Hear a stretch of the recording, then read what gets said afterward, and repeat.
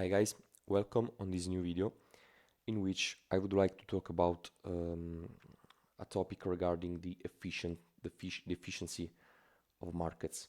So the question we're gonna answer at the end of this video is possible make money for retail traders?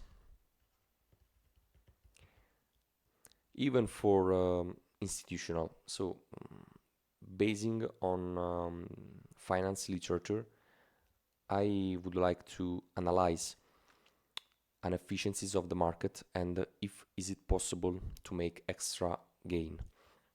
So first of all, we should analyze the efficient market hypothesis. In according to this hypothesis, it is impossible to make extra gain in the markets.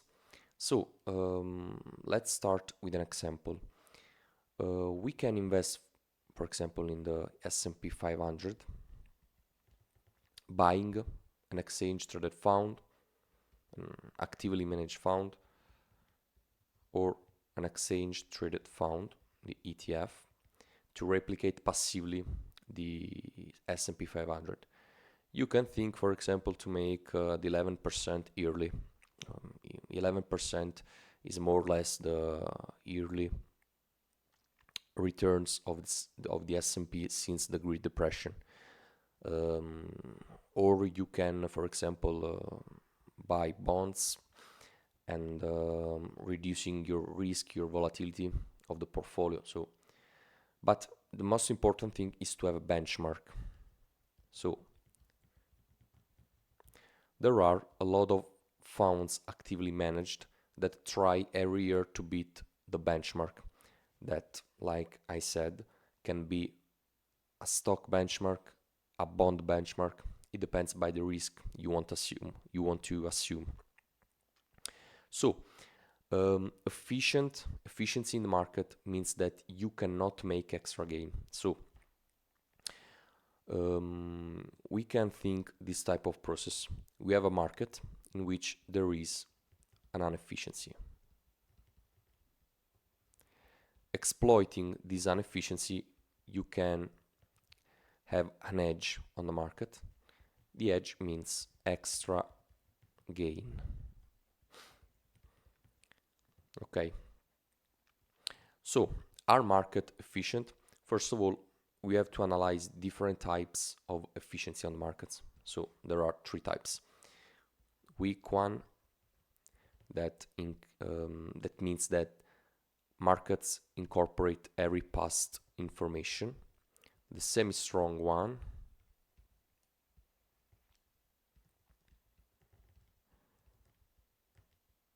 and the strong one. The second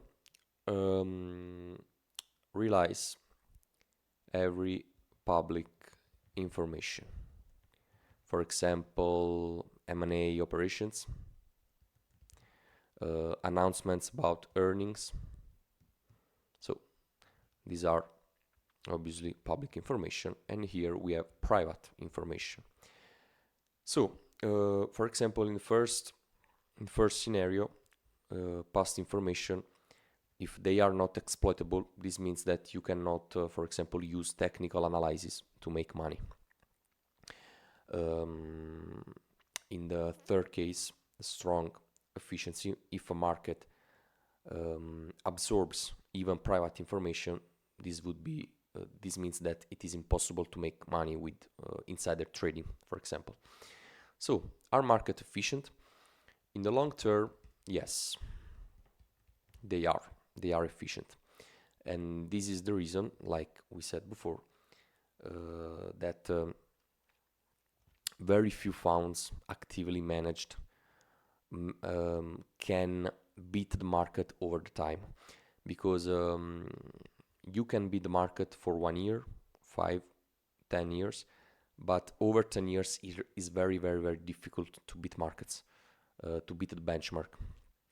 An example I have in my mind is Warren Buffett. I think that he is the most famous investor, and it's about 50 years that he is able to beat the market. Berkshire Hathaway beats the market obviously you have to calculate an average of your returns of returns to compare with benchmark.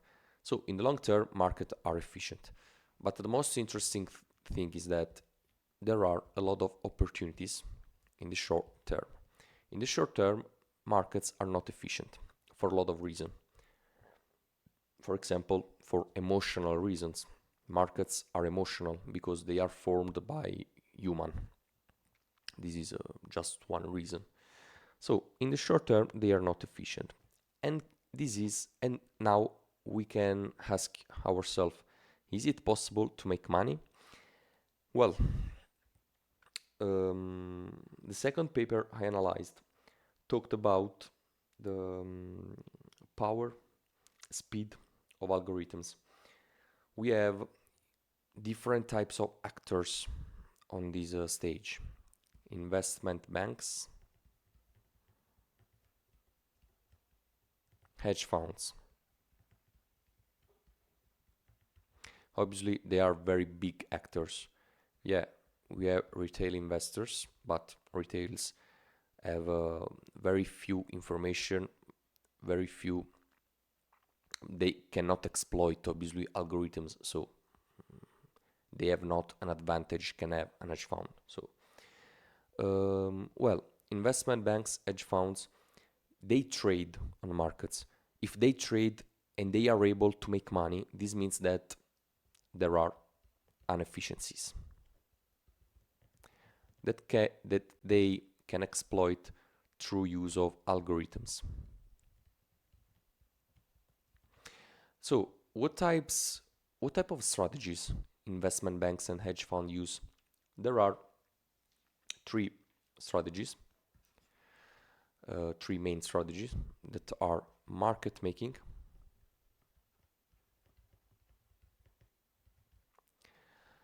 momentum strategies, and statistical arbitrage.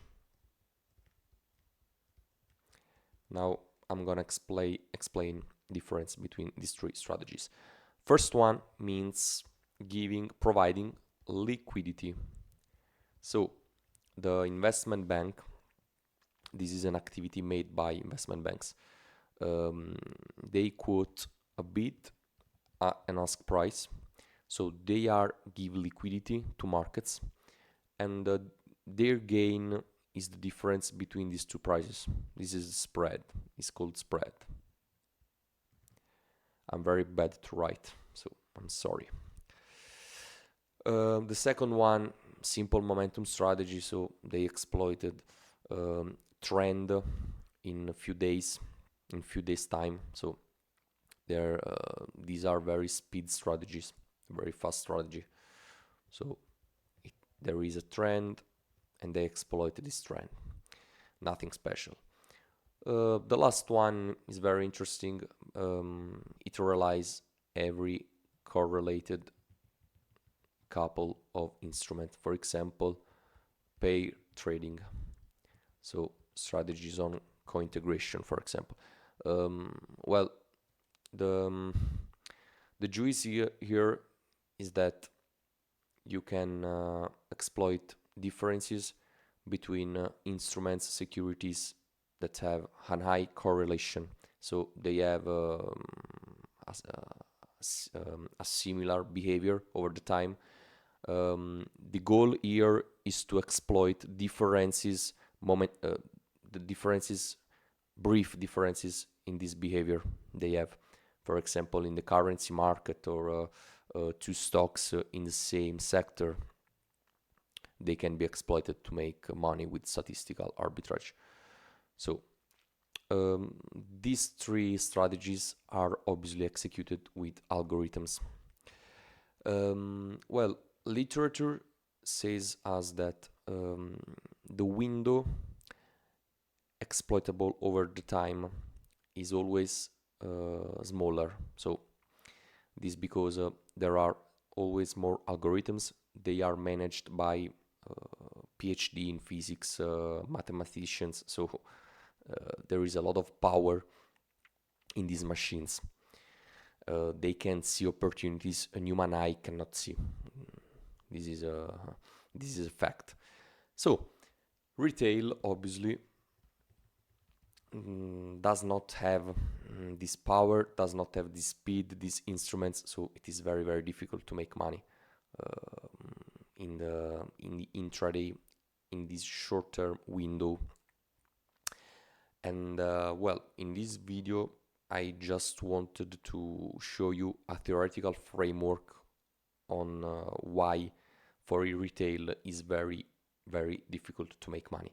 So maybe I can deep in a next video what types of strategies can a retail trader use to invest, to trade. But well, it is a game reserved to banks, investment banks, to hedge funds, so it is a little bit difficult to sit to this table. Well, I think you enjoyed the video, and I hope you will subscribe to this channel. See you in the next video. Bye.